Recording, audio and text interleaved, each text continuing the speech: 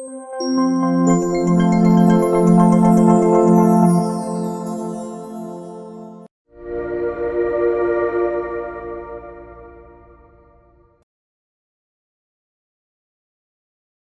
сайн байцгаана уу хүүхдүүд ээ. Ингээд англи хэлний хичээлээр эсэлтийн шалгалтанд бэлтгэгчдэд одоо зөвлөмж олгож хүргэж байгаа энэ хичээлээ ингээд эхэлж байна. За энэ удаагийн хичээл маань бол 2023 оны англи хэлний эсэлтийн шалгалтыг одоо өгсөн хүүхдүүдийн одоо хамгийн бага үнэлгээ авсан 3 сэдвийн хүрээнд ярилцах болно.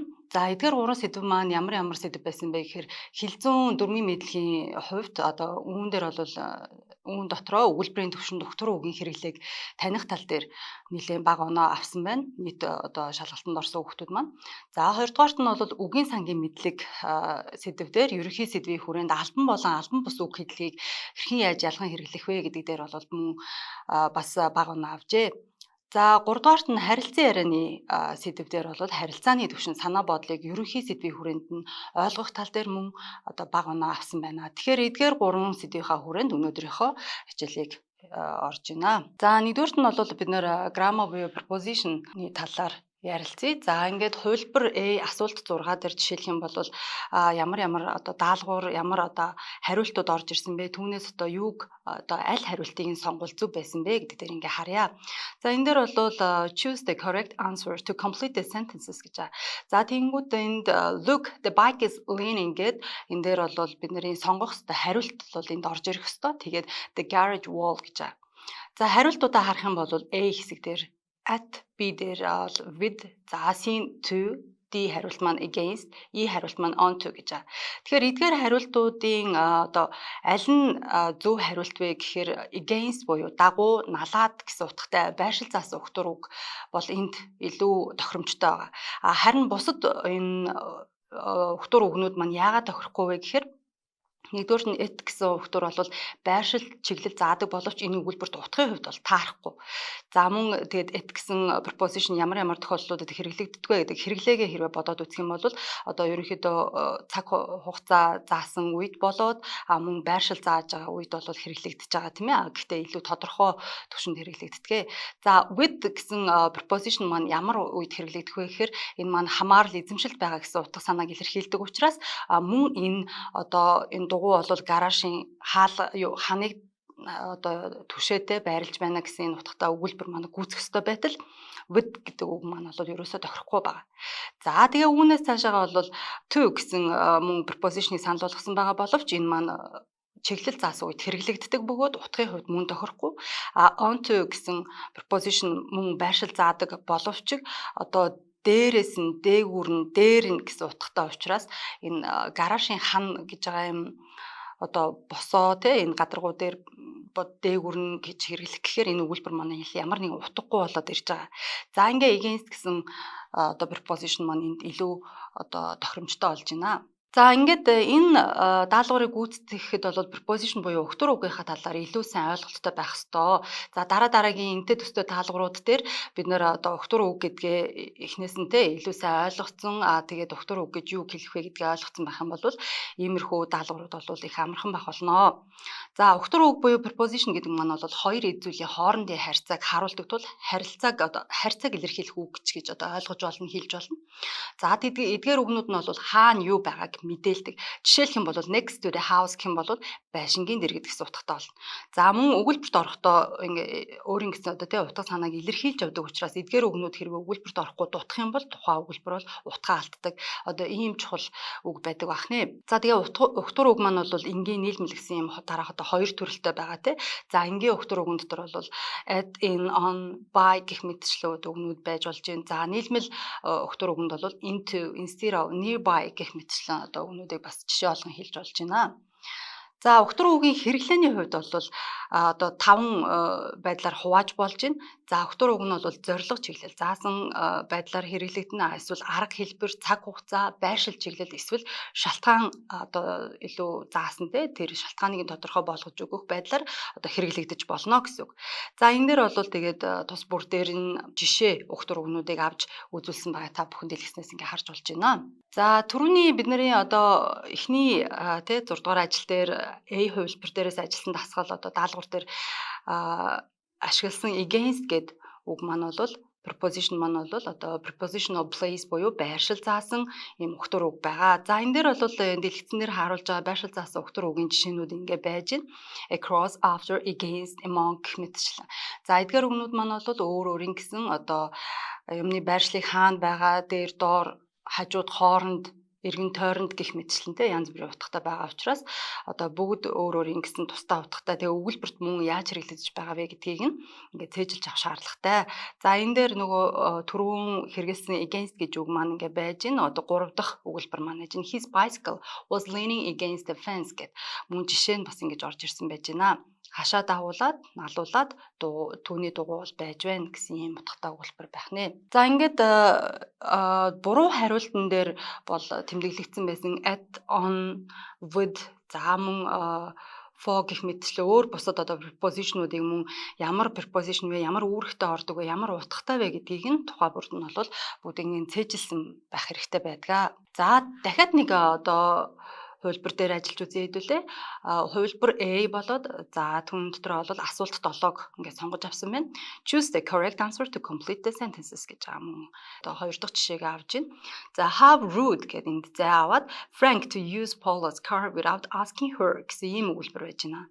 За энэ өгүүлбэрт одоо to, for, by, about, of гэсэн эдгээр preposition-уудын алийг нь хэрэглүүл илүү тохиромжтой вэ? Энэ өгүүлбэр маань яг утга санааны хувьд болоод дүрмийн хувьд зөв байх вэ гэдэг дээр бид нарыг одоо шалгасан ийм асуулт байж байгаа.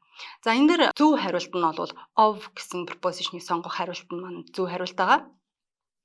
За яагаад гэх юм бол have root of someone to do something гэсэн одоо ийм нэг хиллэг байгаа тийм үү.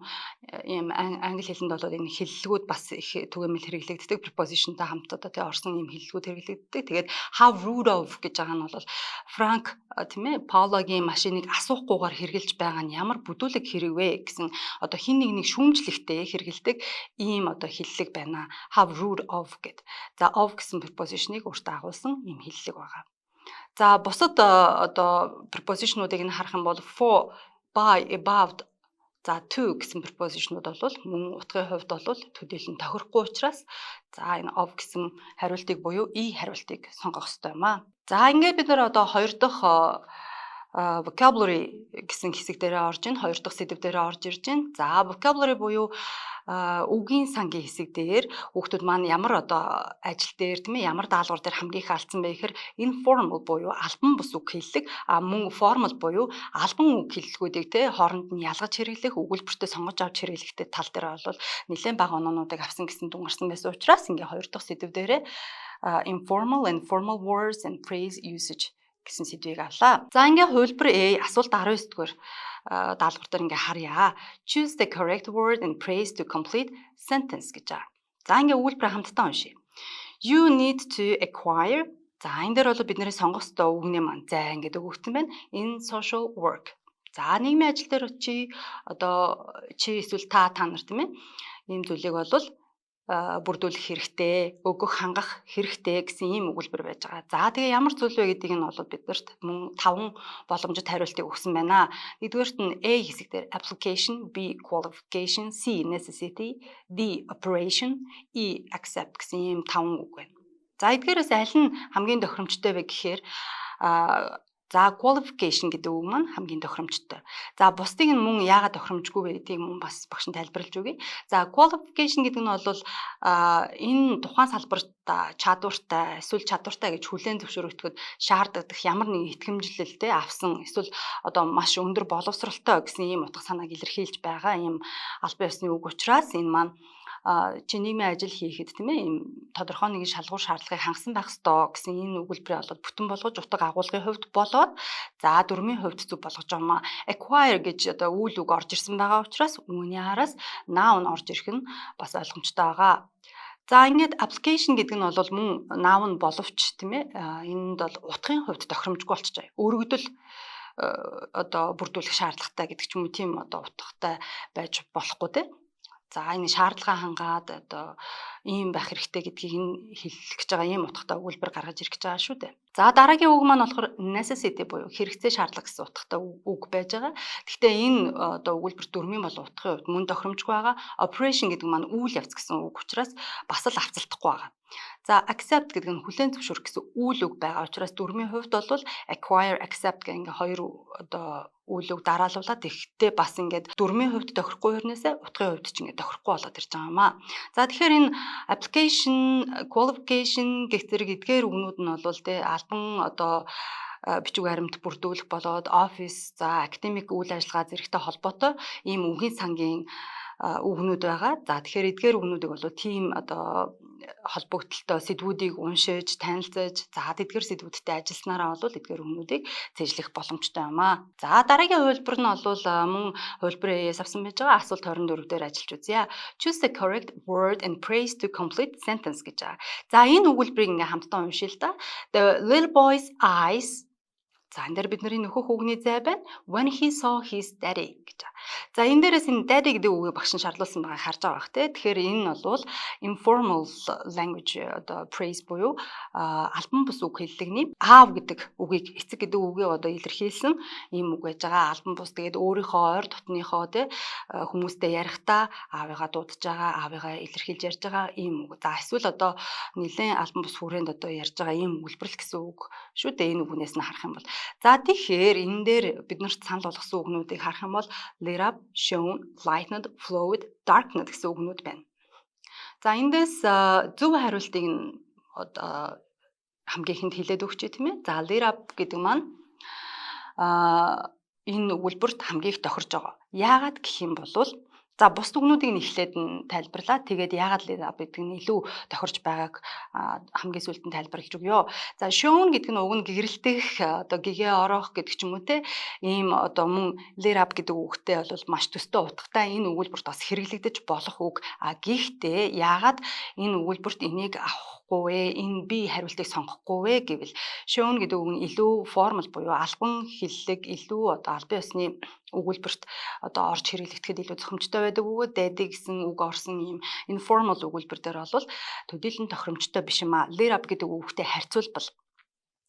За lightened гэдэг нь болохоор мөн л одоо гэрэл гэгээ гарах юм уу те илүү гэгээтэй болох гэсэн утга байгаа боловч хүний нүдийг бол ингээд одоо lightened гэдэг үгтэй ярьж гэрэл гэгээ орлоо гэж хэлэхгүй. За тэгэхээр энэ үг бол ингээд тохиромжгүй. Flowed гэдэг үг маань бас нүдэн дээр одоо яригдахгүй ийм тохиромжгүй утга агуулгын хувьд нийлж тохирохгүй ийм үг байна. Flow гэдэг маань уурсан тий ийм утгатай байгаад байна. За darkened гэдэг маань харин бүр эсэргээрээ одоо бараан боллоо одоо тэгээ илүү те гунигтай боллоо гэдэг ч юм уу ийм утгаар хэрэглэж байгаа учраас утгын хувьд зөрж байна. За ингээд өгүүлбэр маань бол lit up буюу одоо phrasal verb-ийг эндээ агуулж өгүүлбэрээ бүтэн болгосноор зөв болж байгаа юм аа. За lit up гэдэг маань phrasal verb байгаа. Тэгээ гэрэл гэгээ орох, гэрэлтэх гэсэн утгатай үг байгаа. За тэгээд энэ the little boy's eyes lit up when he saw his daddy гэхээр өөрийнхөө аавыгаа хараад бяцхан хүүгийн нүдэнд одоо гэрэл аслаа, гэрэлтлээ гэсэн юм утга гарч ирж байгаа. За тэгээд lit up гэдэг маань phrasal verb учраас илүү informal буюу албан бус юм нөхцөл байдалд бол түлхүү хэрэглэгдэнэ. За тэгээд энэ хариулт бол A хариулт нь илүү одоо энэ өгүүлбэр тохиромжтой хариулт болж байгаа юм аа. За ингээд informal language буюу албан бус ярианы үг хэллэгийг ер нь хэрэглэхдээ бид нар одоо таних да тий тэгээд мөн шалгалтын даалгавруудад орж ирсэн байгаа тохиолдолд яаж таних вэ гэхээр одоо дараах шинж байдлуудыг нь илүү сайн ойлгож харах хэрэгтэй гэсэн үг юм аа. За шинж байдлын хувьд бол одоо ярьж байгаа өнгө тоон тий өнгө аяс нь ямар байдаг вэ гэхээр албан бус ярианы үг хэллэг маань бол энгийн найрсаг юм харилцан ярианы шинж байдалтай байна. Харин үгийн сангийн хувьд болохоор ярианы үг хэллэг гололсон за одоо түрүүний жишээн дээр гарч ирсэн те daddy гэдэг үг бол илүү ярианы үг хэллэг байгаа. Хүмүүс хоорондоо харилцан ярихдаа түлхүү хэрэгэлдэг тэр болгон одоо бичгийн хэлэнд хэрэглээд байдаггүй ийм үг хэллэг байгаад байгаа. За тэгээд уг нь бол одоо daddy гэдэг үг маань албан ёсны хэлэнд одоо хэллэгээр хэрвээ болох юм бол father гэж үг байгаа, мөн dad гэж үг байгаа тийм ээ. За эдгээрийг бол мөн албан бичих хэрэгтэй бол бас хэрэгжилж болно. За тэгээд father гэдэг үг нь бол dad гэдэг үгнээс бас илүү төлхөөтэй албан байдлаар хэрэглэгдэх бас мөн боломжтой байгаа. За ярианы үг хэллэг хэрэглэн за энэ vocabulary-гийн хувьд буюу үгийн сангийн хувьд болохоор товчлол бас их хэрэгэлдэг албан бус хэлэнд. За хэлц үг хэллэгийг мөн түлхүү ашигладаг бахны хэлц үг буюу за энэ phrasal verb-ийг хэлж чинь тийм ээ.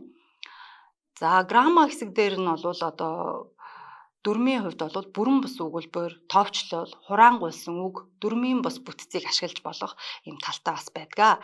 За pronoun буюу төлөөний үгийн хувьд болохоор нэг ба хоёрдугаар биеийн төлөөний үгийг мөн түлхүү хэрэгжилж өгдөг. Жишээлх юм бол I, you, we гэх мэтчлэн тийм ээ.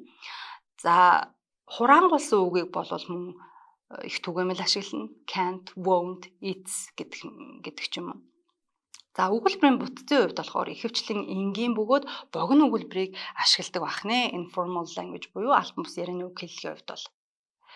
За тэгээд ямар одоо нөхцөл байдалд мөн энэ албан бус үг хэллэгийг түлхүү ашиглаад байна вэ гэхээр social media буюу те одоо нийтийн сүлжээнд болвол нийтлэл, сэтгэгдэл, мессеж, чат зэргийг бичихтэй нийтлэгтэй бол энэ албан бус үг хэллэгийг бас хэрэгжилж болно. За мөн текст мессежийг бол хувь хүмүүс хоорондын харилцаанд ашиглахдаа хэрэгжилж болно. За casual conversations буюу одоо өдөр тутмын харилцан ярианд гэр бүл найз нөхдийн хүрээнд мөн энэ албан бус үг хэллэгийг хэрэгэлдэг. За personal emails буюу найз нөхөд болон одоо дотн хамтран ажиллагсад ер нь бол өөр хоорондоо дотн юм хүмүүс бол хоорондоо энэ албан бус үг хэллэгээр бол харилцах боломжтой.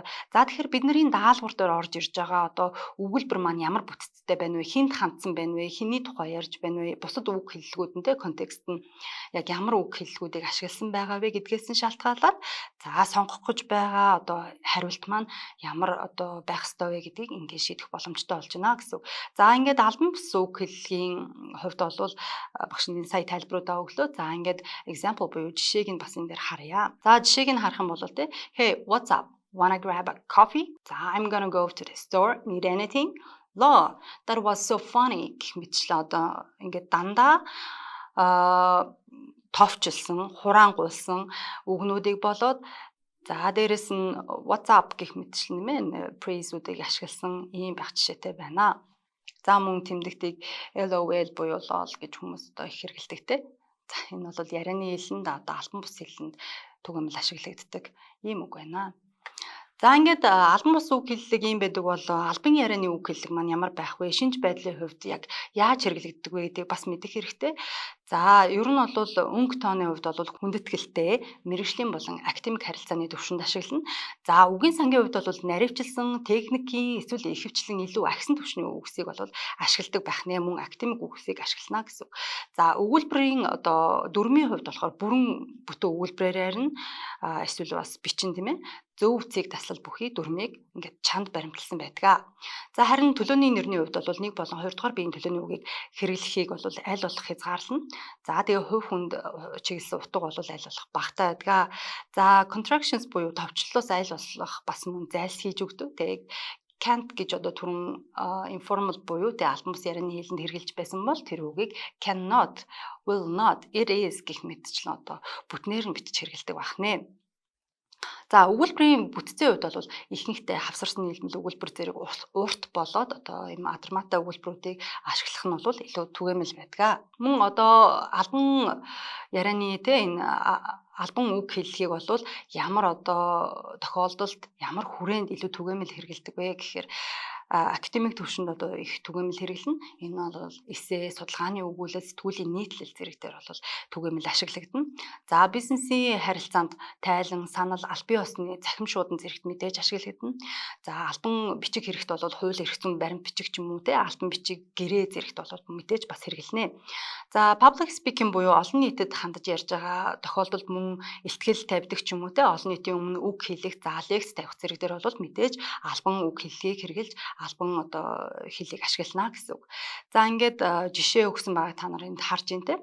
Dear sir, madam, I'm writing to inquire about the availability of your conference facilities. The results of the study indicate a significant correlation between the variables. It is imperative that we adhere to the guidelines set forth in the agreement. Гэх мэтчлэн за ингээд өгүүлбэрүүд нь бол харьцангуй одоо тий бүтэн бөгөөд бүх өгүүлбэрийн гишүүд нь бүрэн за тэгээд томор хэлээ цэгээр төгссөн гэх мэтчил одоо өгүүлбэрийн гишүүд бол ингээд бүрэн ингээд байж байгаа жишээтэй. Тэгээ мөн одоо contraction буюу хураангуул товчлол ашиглаагүй юм байна. Ер нь бол informal болон formal language буюу тий албан болон албан бус энэ хэлний үг хэллэгүүдийг одоо ашиглахдаа хамгийн түрүүнд нь одоо юуг харах вэ? Даалгавруудаа гүйцэтгэхдээ юуг харах вэ гэхээр за хинт хандсан байна вэ? Ямар зорилготой байна вэ? Хаана болоод тий ямар өнгө аястайгаар энэ яриа маань үргэлжилж байна вэ? Эсвэл одоо бичсэн зүйл маань гарч байна вэ гэдгийг илүү сайн ойлгох хэрэгтэй. За тэгээд мөн эхэлж төрүүлж одоо бүх өгөгдсөн байгаа даалгаврынхаа хэсгүүдийг уншиж ойлгосныхоо үндсэн дээр за ингээд таамаглалтаа төвшүүлээд ингээд дараагийнхаа одоо сонголтуудыг хийх хэрэгтэй байгаамаа. За энэ дэр ингээд formal болон informal үгнүүдийн жишээг бол зөвхөн энэ бол тий зүгээр хамгийн түгээмэл хэрэглэгддэг наад захын жишээнүүдийг өгсөн байж байгаа. За тэгээд өгүүл үгийн хувьд жишээлх юм бол tell me more гэхэд deliberate, be done гэхэд finish гэдэг ч юм уу тий show гэдэг маань бол demonstrate гэх мэтчлэн ингээд албан болон албан бус үг хэллэгүүдийг өгүүл үгийн хүрээнд өгсөн байж байна. За эдгээрийг одоо энэ бичлэгэн дээрээс мөн зогсоож байгаад хараад авах цэжлэх боломжтой байгаа. За дараагийн слайдн дээр маань бол adjective буюу тэмдэг нэрнүүдийг өгсөн байж байгаа. За хаалтан дотор арай өрөнгөөр албан одоо үг хэллэгийг нь бичиж өгсөн байна. За мөн энэ хуудсан дээр бол transitions гарч байгаа. За ингээд дараагийнхаа буюу хамгийн сүүлийнхаа сэдвээр бид нар орж ийн. За энэ маань бол communication байгаа. Communication буюу харилцан ярианы хүрээнд одоо ердийн ингээ харилцаанд тэг хүн ямар санаа бодолтойгоор тухайн үг өгүүлбэрээ хэлж ярьж байна вэ гэдгийг ойлгох тал дээр бол манай хүүхдүүд маань одоо 2023 оны шалгалтын дээр нэлээд бага оноо авсан учраас за энэ хэсгийг оруулж ирж байгаа. За ингээ хувилбарын дээр асуулт 34 дээр ямар жишээ байгааг ингээ хамтдаа харъя. За энэ дээр бол хоёр хүн хоорондоо харилцан ярьсан яриа байж байгаа тий. Teller болон customer байж байгаа.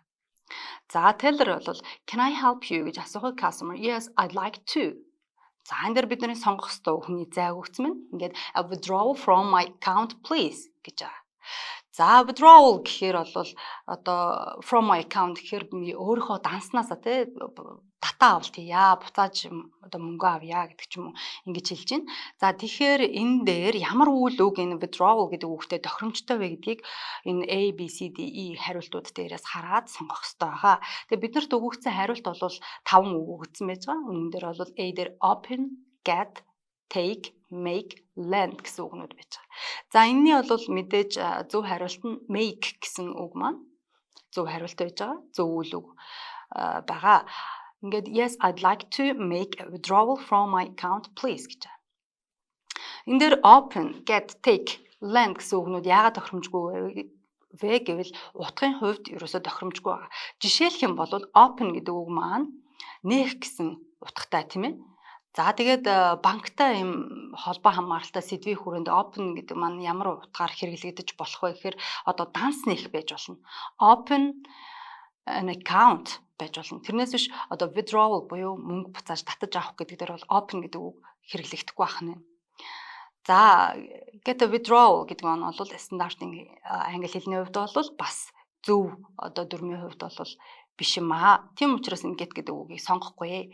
За take гэдэг маань ч гэсэн мөн тохиромжтой биш. За lend гэдэг үг бол ямар нэгэн зүйлийг зээлж авах гэсэн утгатай учраас өөрийнхөө данснаас тийм ээ ингээ буцааж одоо мөнгөө татаж авъя гэхэд lend гэдэг үгийг хэрэглэх юм бол утгын хувьд их ойлгомжгүй буруу болох юм ба. За ингээд хамгийн ойлгомжтой зөв болгож байгаа хариулт маань бол make байна.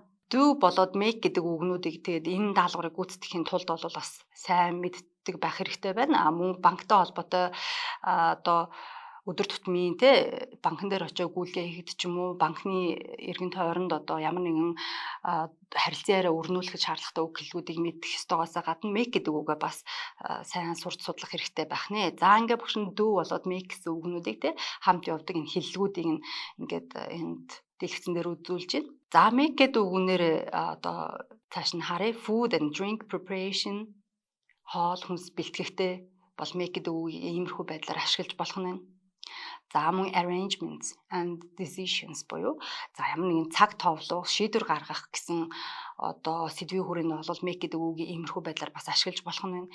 Speaking, sounds, relationships гэсэн хэсгээр make a promise, make a phone call, make a joke гэдэг одоо энэ жишээнүүдийг нөхсөн байна тийм ээ. За энэ бол мэдээж ямар нэгэн чимээ гаргах эсвэл яриа хийх гэдэг энэ утга санаануудыг илэрхийлэхэд make гэдэг үгийг иймэрхүү байдлаар бас ашиглаж болдог байна. Харин мөнгөтэй холбоотой бас харилцан ярианууд дээр бол make гэдэг үг маань make a lot of money, make $10 an hour, make a living мэтчлэн одоо бас хэллэгүүд байдаг байна. Тэгэхээр эдгээрийг бол ингээд ер нь нэлээд сайн цэжлээд авсан байх юм бол саяных шиг даалгаврууд ирэхэд ямар нэгэн санаа зовх зүйлгүй зөв хариултыг сонгох боломжтой гэсэн үг ээ. За дүү гэдэг үгийг ч гэсэндээ мөн хажуу талд нь харьцуулаад харуулж өгсөн байж байгаа. Study and work, good or bad things, sports, hobbies, self-care, housework, repetitive tasks гэсэн энэ хэсгүүд дээр дүү гэсэн үг маань яаж ашиглагдаж байгааг одоо энэ бичлэгээ зогсоож байгаа тийм ээ дэлгэцэн дээр үзүүлсэн жишээнүүдийг бас хараад цэжлээд авах боломжтой юм аа. За ер нь дүү болоод make гэдэг үгнүүдээр ч зогсохгүй. За do, make, get гэх мэтчлэн маш олон байдлаар хэрэглэгддэг. Эдгээр үгнүүдийг хэрэглээгийн одоо ямар үгнүүдтэй нийлээд ямар одоо тодорхой утгуудыг илэрхийлж байгаа хэллэг вэ, хэлцвэ гэдгийг бас цэжилж авах хэрэгтэй шүү. Энэ дараагийн даалгаврыг харъя. Энэ маань бол хувилбар A тэг асуулт 37 байгаа. Choose the most appropriate phrase instead of the underlined word гэж байгаа.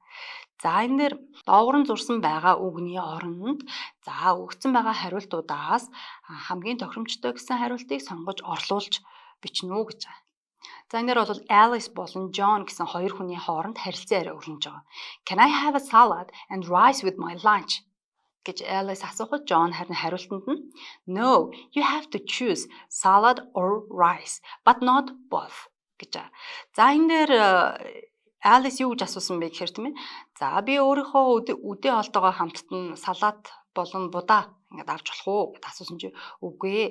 Та бол сонгох хэрэгтэй. Салат юм уу будааныхаа аль нэгийг сонгох хэрэгтэй. Гэхдээ аль алийг нь бол биш ээ гэж хэлж байна. За тэгэхээр choose гэдэг үгний оронд тохиромжтой энэ хэллэгийг сонгохын тулд make a change, make an effort, make a habit, make a choice, make a point гэсэн эдгээр үгнүүдийг бол цэжилсэн байх хэрэгтэй байгаа биз, тийм ээ. За тэгээ make a change гэхээр энэ нь бол айл хэдийн байгаа зүйлийг өөрчлөх гэсэн утгатай учраас энэ өгүүлбэр дээр choose буюу сонгох гэсэн үгэн дээр маань бол орлуулж харихан тохирохгүй байна. За make an effort гэхээр энэ ямар нэгэн зүйлийг хийхээр одоо маш их хичээх гэсэн утгатай учраас бас л одоо тохирохгүй байна, тийм ээ. За make a habit гэхээр ямар нэгэн зүйлийг тогтмолжуулах, одоо зуршил болгох гэсэн утгатай учраас бас энэ өгүүлбэрт маань choose гэдэг үгийг орлуулж болохгүй байна. За харин make a choice гэхээр одоо сонголт хийх гэсэн утгатай учраас энэ нь бол choose буюу сонгох гэдэг үгийг орлуулж болж байна. Тэгэхээр энэ бол make a choice гэдэг хариулт маань зөв хариулт байгаа юм аа. За ингээд харах юм бол John Alice-ийг хоёр хувилбарынхаа аль нэгийг нь шийдэх хэрэгтэй гэж хэлж байгаа учраас тийм ээ make a choice буюу сонголт хийх гэдэг энэ хариултыг ав. За дахиад нэг өөр и хариулт маань бол make a point гэсэн хариулт байж байгаа. Энэ хариулт маань бас тохирохгүй хариулт учраас мэдээж тэ буруу хариулт байгаа. Гэхдээ яагаад буруу вэ гэхээр аль нэгийг нь сонгох юм нөхцөл байдалд тохирохгүй.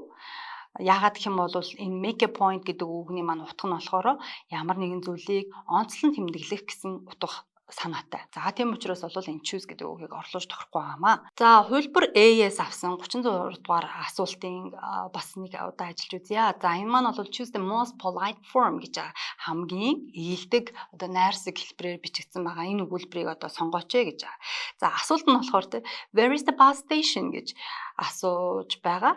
Тэнгүүд яг энэ асуултыг тийм үү хамгийн одоо ийдэг байдлаар энэ ABCDE гэсэн хувилбарууд дээр аль нь хамгийн илдэг байдлаар бичигдсэн байна вэ гэдгийг сонгоно. За could you tell me where the bus station is? Can you tell me where is the bus station? Could you tell me where is the bus station? Tell me where is the bus station? Tell me where is the bus station please? гэж байгаа. За энэ дээрээс ингээ харахаар хүүхдүүд бол яг юун дээр хамгийн их алдах гад байдаг вэ гэхээр хариулт буюу энэ please гэсэн үг орсон байгааг харангуйта энд please гэдэг үг орсон байж байгаа тий гуйжин тэгнүү ингэнүү гэсэн жамуу гэсэн юм утгатай энэ үг орсон байгаа юм чинь энэ болвол шууд энэ өгүүлбэрийг маань хамгийн илдэг болгож байна гэж андуураад энэ хариултыг сонгочдөг. Гэтэл бол where is the bus station? За тэгээ хамгийн ихэнд нь бол tell me гэдэг тий шууд захиран тушаах хэлбэрийн ийм өгүүлбэр хэлсэн байж байгаа. Тэгснээ одоо please гэд нэмсэн боловч энэ өгүүлбэр бол тий төдийлөн одоо хамгийн илдэг хэлбэрээр бичсэн өгүүлбэр болж чадахгүй. За ингээд тайлбаруудыг нь хамтдаа харъя. За could you tell me where the bus station is гэдэг энэ хариулт бол A хариулт бол тий хамгийн ихэнд өгсөн хариулт бол хамгийн илдэг бөгөөд дөрмийн хувьд зөв хэлбэр байгаа юм а. Can you гэхээсээ could you гэдэг үгийг хэрэглэх нь илүү илдэг бөгөөд албан ёсны ийм хэллэг байдаг. За тийм учраас could you tell me where the bus station is гэж төгсгсөн байгаа энэ өгүүлбэр зөв. Can you tell me where is the bus station гэхээр шууд бус асуултын бүтцэд бол тухайн субъект үйл үгийн дагуу байхыг шаарддаг тул энэ нь дөрмийн хувьд зөв биш болчихж байгаа юм а. Өөрөөр хэлэх юм бол where is the bus station гэж байгаа учраас энэ бол одоо дөрмийн хувьд буруу болчих. Үүний оронд бол where the bus station is гэж төгсгөж болно те. Тэгэх юм бол энэ асуулт бол бас хайрцангуй одоо дөрмийн хувьд зөв болох гэдэг. Гэтэл бол ингээд дөрмөн нэгдүгээр алдагдчихж байгаа. За хоёрдугаарт нь бол can could хоёрыг харьцуулахад can you could you гэдгийн маань одоо сонсогдох тэ өнгө аяс нь бол could you гэдэг нь илүү илдэг найрсаг шинжийг агуулдаг. За could you tell me where is the bus station гэж байгаа энэ асуултын хувьд бол дээрхтээ ижил шалтгаанаар бас буруу юм аа. За tell me where is the bus station гэж байгаа маань бол ямар ч одоо бүр please ч байхгүй те. Энэ бол дөрмийн хувьд буруу хэрнээсээ хитрхи шууд ингээд тулган шаардж байгаа юм шиг ийм сонсогдож байгаа. За хариултыг бол багш нь хамгийн дөрөв тайлбарлаж өгсөн тийм ээ. Хэдийгээр please гэсэн үг агуулсан байгаа боловч энэ нь төдийлөн бас илдэг ийм асуултын хэлбэр бас биш ээ. За энэ хэсгээр бид нар бол одоо саяны асуултан дээр гарч ирж байгаа modal verb-ийг хэрхэн яаж ашиглаж байгаа байдлыг одоо сайн ойлгочих юм бол саяных шиг одоо ийм асуултууд дээр бол зөв хариултыг төвгүй олох боломжтой. За modal verb буюу can, could, за should, must, have to, might, may гэсэн эдгээр үгнүүд маань за төрлүүдийг нь одоо бас мэдээж ялгаж сайн ойлгох хэрэгтэй тийм ээ. За энэ маань боломж, болцоог илэрхийлээд байгаа мó, чадамжийг илэрхийлээд байгаа мó, эсвэл ямар нэгэн зүйл зөвшөөрлөх гээд байгаа мó, зөвлөгөө өгөөд байгаа мó тий. Эсвэл ямар нэгэн зүйлийг шаардаад байна уу, эсвэл боломжтой гэсэн утга санааг илэрхийлсэн ийм үг юм уу, ийм тохиолдолд хэрэглэгддэг юм уу гэдгийг нь бол маш сайн ойлгоод авчвал за эдгээр үгнүүдийг орсон харилцан яриануудыг төвөггүй сайн ойлгоод за тэр харилцан ярианд оролцож байгаа хүмүүс маань те яг ямар бодол санааны үүднээс эсвэл одоо элдэг найрсаг байгаа мó ямар нэгэн зүйлийг шаардаад байгаа мó гэх мэтчлэн эдгээр санаануудыг нь бол маш сайн ойлгож за тэгээд түүндээ бас тохиромжтой хариултуудыг төвөггүй олж авна гэсэн үг. За тэгэхээр энэ modal verb-уудыг бол энэ харилцан ярианыхаа өнгө аясыг илэрхийлэх тал дээр бол тийм ээ ямар modal verb-ийг яаж хэрэглэж байгааг ингээд харж бас цээжилж мөн жишээнүүдтэй ингээд ажиллах хэрэгтэй гэсэн үг. За бидний тэгээд өнөөдрийн хичээл бол энэ хүрээд ер нь бол өндөрлж байна. Тэгээд англи хэлний эсэлтийн шалгалтанд бол бэлтгэхдээ бас тийм үгийн сангийн мэдлэгээ аль болох маш сайн тэлээрээ за агсан төвчний мэргэжлийн үг хэллэгээ утга болоод хэрэглээг өгүүлбэрийн бус төвшөнд ингээд ойлгож сурах хэрэгтэй. За мөн одоо холбогдох боловсролын байгууллагуудаас гаргасан энэ зөвлөмж хичээлүүдийг бас үзээрэй. Өмнөх жилүүдийн шалгалтын материалтай бас ажиллаж зөв буруу хариултуудыг яагаад зөв байсан бэ, яагаад буруу байсан бэ гэх мэтлийн материалуудтай ажиллаж үзээрэй. Мөн онлайн их сурвалжууд дээр бас ажиллах боломжтой байгаа. За эдгээр дотор бол мэдээж Khan Academy, за BBC Learning English ч юм уу, за Cambridge English, Medley Cgmen гэх мэтлийн маш олон одоо вебсайтууд бол ингээд ашиглах боломжтой. Тэгээд түүн дээр бол дөрмийн болон бусад communication-ы болон үг зүүн ч юм уу ийм зөвлөмж даалгавар одоо хичээлүүд бол маш түгээмэл ингээд дэлгэрэнгүй байдаг. За ингээд та бүхэндээ амжилт хүсье. Баярлалаа.